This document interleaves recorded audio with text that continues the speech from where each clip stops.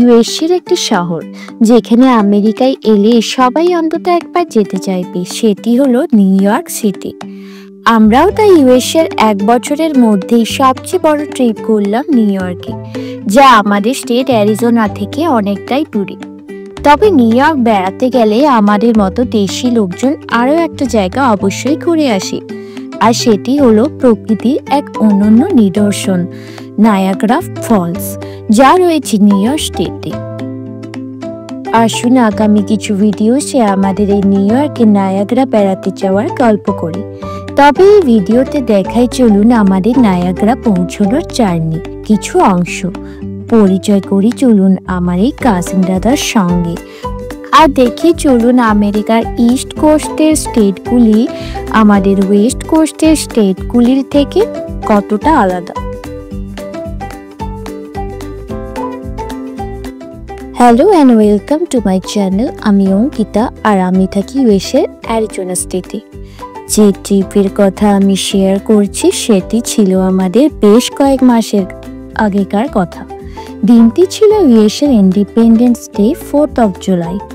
ছুটির দিনে রাস্তাঘাট ছিল ফাঁকা, আর আমাদের যেতে হতো ফিনিক্স এয়ারপোর্ট থেকে নিউ ইয়র্কের জেএফকে ইন্টারন্যাশনাল এয়ারপোর্ট। উবার করে তাই বেরিয়ে পড়লাম। আমাদের ফ্লাইট ছিল রাত্রি 11:30টাতে, আর এই রাতে এয়ারপোর্ট ছিল বেশ ফাঁকা। সিকিউরিটি চেকে তাই বেশি সময় লাগেনি।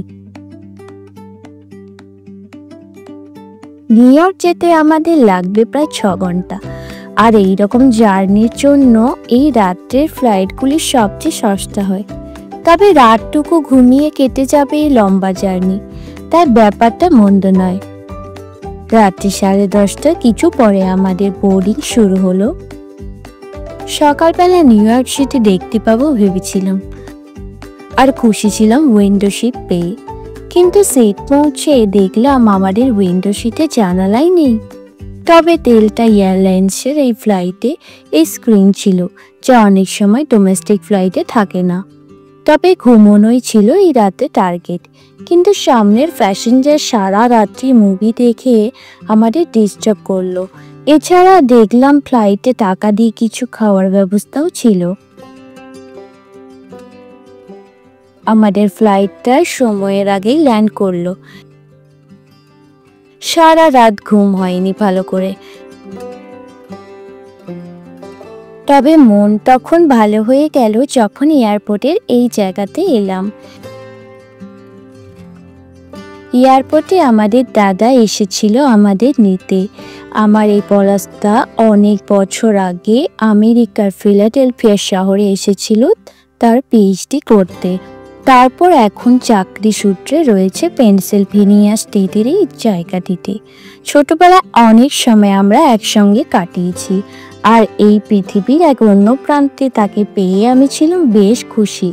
তবে এয়ারপোর্ট থেকে বেশ অনেকটা যেতে হতো আমাদের ওর বাড়ি পৌঁছতে, আর এই পথে নিউ ইয়র্ক সিটির কিছু ঝলক পেলাম দেখতে।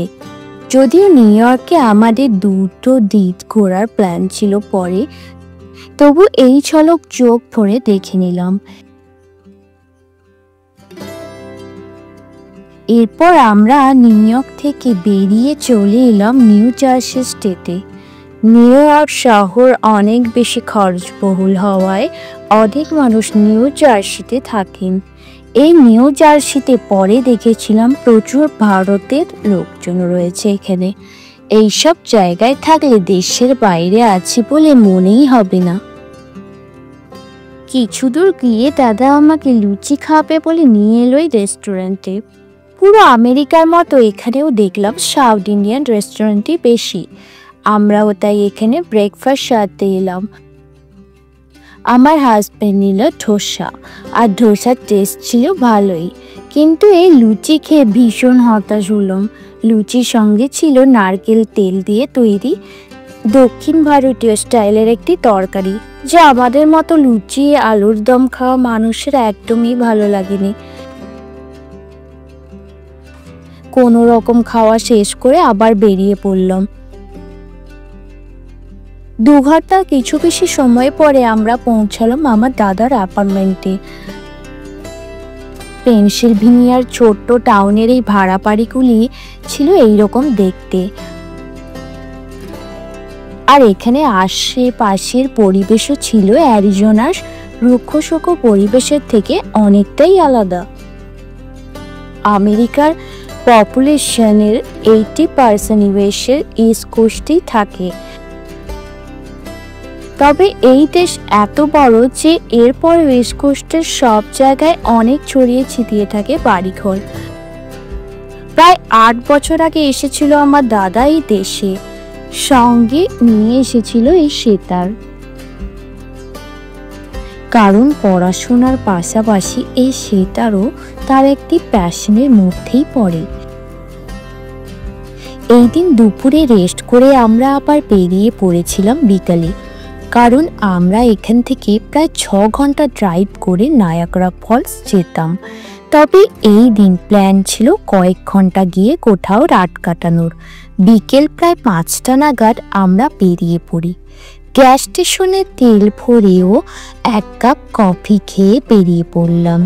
অ্যারিজোনার থেকে আরও একটি জিনিস এখানে আলাদা দেখলাম, এখানকার রাস্তাঘাট।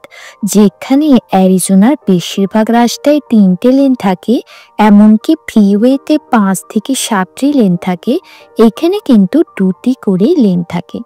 আর রাস্তার 2 দিকে ছিল প্রচুর গাছপালা, দেখলে মনে হয় না আমেরিকাতে রয়েছি।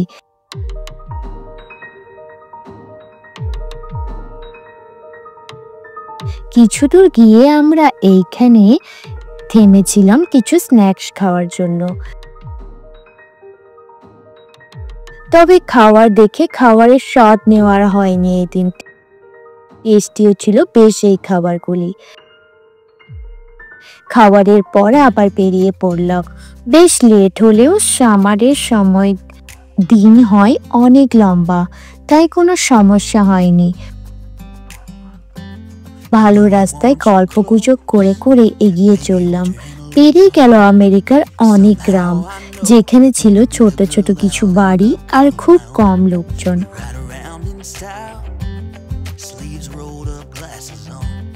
অবশেষে এই হোটেলে আমরা থামলাম রাত্রি কাটানোর জন্য।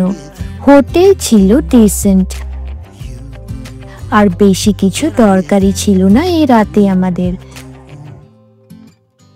কাছে একটি জায়গা থেকে খাবার কিনে ডিনার সেরে নিলাম।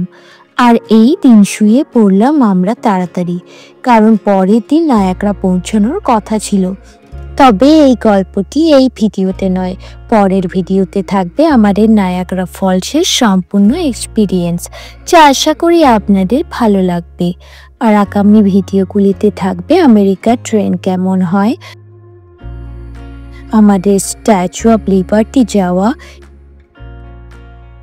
এবং আরও অনেক কিছু। তাই সাবস্ক্রাইব করুন এইগুলি দেখার জন্য। আর আমাদের অ্যারিজোনার বেড়াতে যাওয়া দেখার জন্য এই সাজেস্টেড ভিডিওটি দেখতে পারেন। এই ভিডিওটি ভালো লাগলে লাইক দিন, কমেন্ট করুন আর শেয়ার করুন অন্যদের সঙ্গে। দেখা হবে পরের ভিডিওতে। Bye for now.